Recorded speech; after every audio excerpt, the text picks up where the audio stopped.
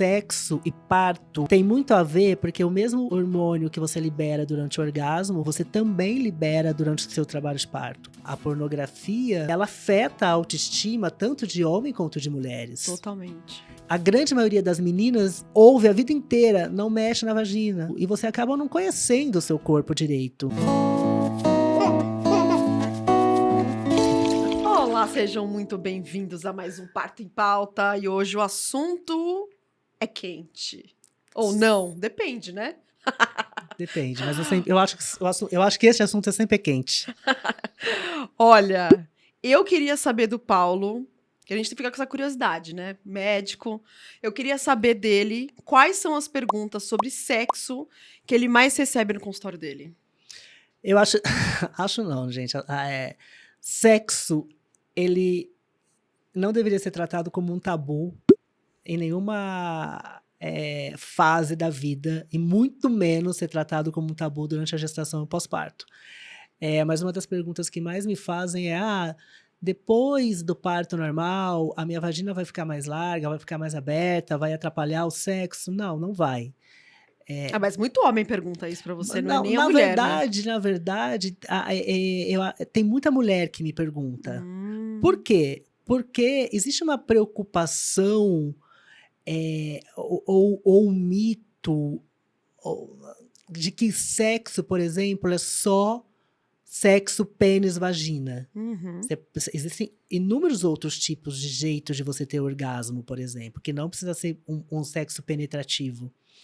E também existe uma coisa do consumo muito excessivo de pornografia pela sociedade, porque a pornografia vem de vaginas infantilizadas, então vaginas apertadas, vaginas brancas e depiladas, e todas com os lábios, os grandes lábios plastificados. É pequenininho, né? Tudo aquela pequenininho, coisinha. uma vagina bem infantilizada. Então, eu acho que é uma preocupação legítima quando você pensa nessa indústria pornográfica. Mas é uma preocupação sem sentido, porque o parto normal, ele não vai estragar o seu prazer sexual, e ele também não vai alargar a sua vagina como todo mundo fala, entendeu? Gente, e esse negócio da pornografia, ele é tão mais... O buraco é tão mais embaixo, porque a mulher, ela acaba que isso mexe com várias outras coisas, não só com relação ao parto, né? Também tem a questão do... Mexe com a autoestima. Autoestima.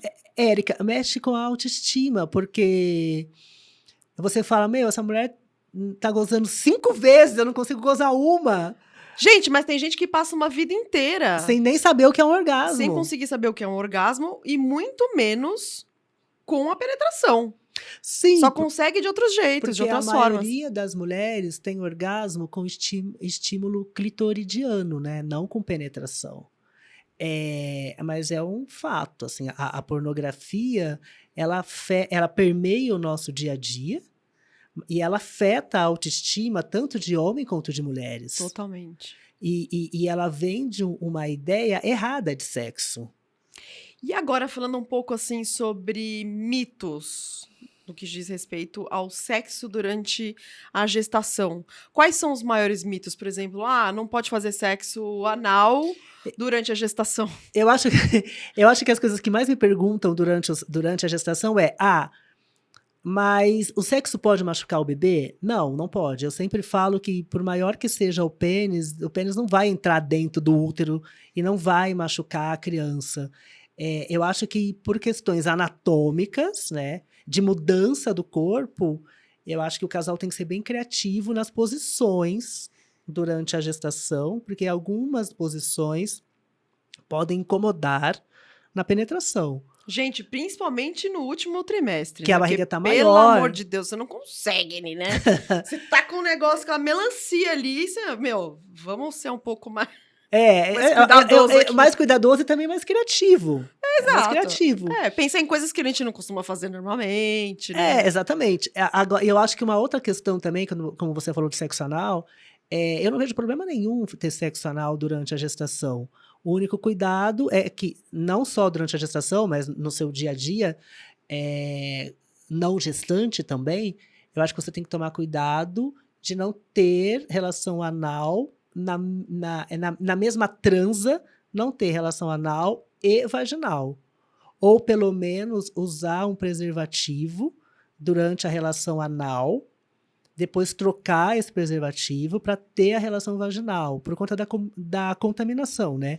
Mas isso também envolve também a questão do estímulo no local, né? Porque às vezes não é nem a questão só da penetração ali, mas também a questão mão e tudo. É melhor separar, né? Ou não? Não ser tudo na mesma eu transa. acho que não. Eu acho que a questão maior, a menos que você faça, sei lá, né? Tipo, aquela prática do fisting, você colocar o dedo e punho dentro do ânus e depois colocar na Exato. vagina. Eu acho que você tem que tomar um cuidado, porque você está contaminando o local, porque ânus e reto tem muito mais bactérias, né, que podem Exato. contaminar a vagina, dá muito mais corrimento, um corrimento difícil de tratar às vezes, mas é um tabu quando você fala, um tabu não, é um mito que não tem motivo de existir quando se fala, a gestante não pode ter sexo anal. Que outro mito que tem aqui pra gente desvendar? Que outro mito? A masturbação. Tem gente que acha que não pode? Eu acho que não é que não pode, assim, eu acho que você tem... A gente tem uma deficiência tão grande de educação sexual, as pessoas... Existe uma hipocrisia cristã tão grande, porque, sei lá, a gente é o país que mais consome pornografia, a gente é o país que mais consome... a gente é o país que mais consome pornografia. Eu já pensei que você ia falar sexy toys. Não é. Eu não acho que o Brasil seja um campeão de brinquedinhos eróticos, eu não acho. Mas a gente consome muita pornografia e não consegue falar abertamente sobre seus desejos, sobre aquilo que te dá tesão. Você não conhece muito bem o seu corpo. Se você não conhece muito bem o seu corpo, você também não sabe direcionar a sua parceria para aquele lugar que é onde você tem mais tesão e onde você chega mais fácil no orgasmo, por exemplo, entendeu? E eu acho que a masturbação passa por esse lugar. Principalmente na masturbação feminina, a grande maioria das meninas ouve a vida inteira, não mexe na vagina, fecha as pernas, aí é sujo, cuidado. Então, vai se crescendo, o seu corpo vai mudando e você acaba não conhecendo o seu corpo direito. Ninguém fala para essa menina que ela pode sim se tocar, que ela pode sim observar a sua vulva, né? Se tocar para descobrir aonde. Porque parece que o prazer feminino é proibido, que é só o homem que pode ter prazer.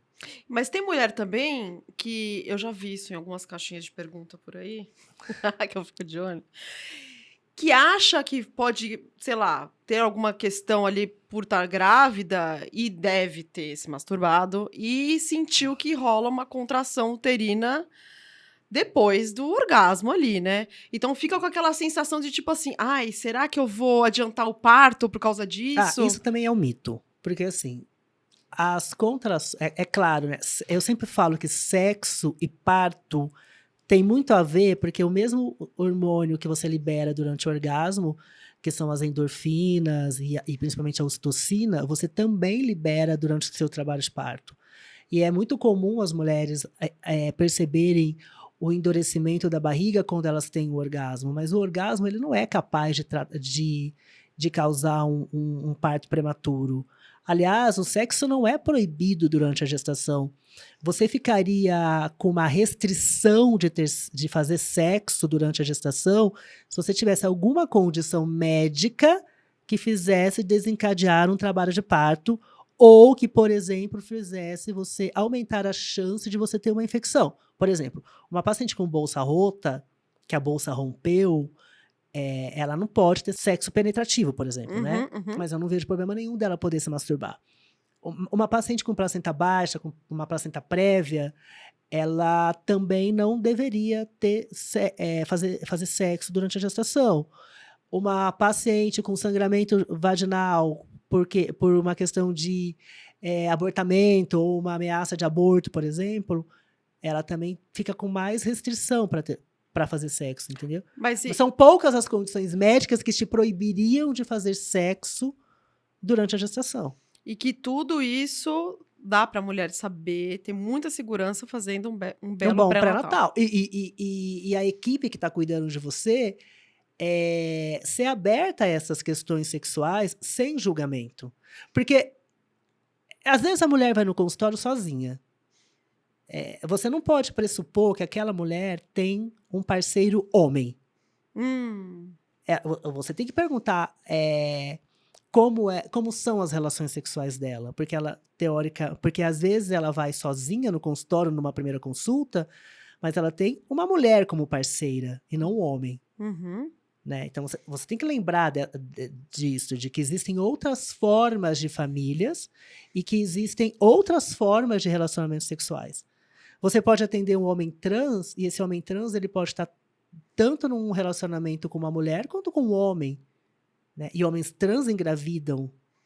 Sim. Então você também tem que ter cuidado no pré-natal para você não taxar todo mundo dentro de uma relação heteronormativa. Gente, dá muito pano pra manga esse assunto. Dá. A gente poderia ficar horas aqui falando, mas aí é de novo, né? Aquilo que eu falo, vamos deixar aberto aqui a caixinha de perguntas para vocês. Mandem seus comentários, compartilhem, mandem suas dúvidas. Tira todas as suas dúvidas aqui no Parto em Pauta com a gente. Manda pra gente que a próxima pauta pode ser a sua. Hoje foi. Te vejo no próximo programa. Até mais.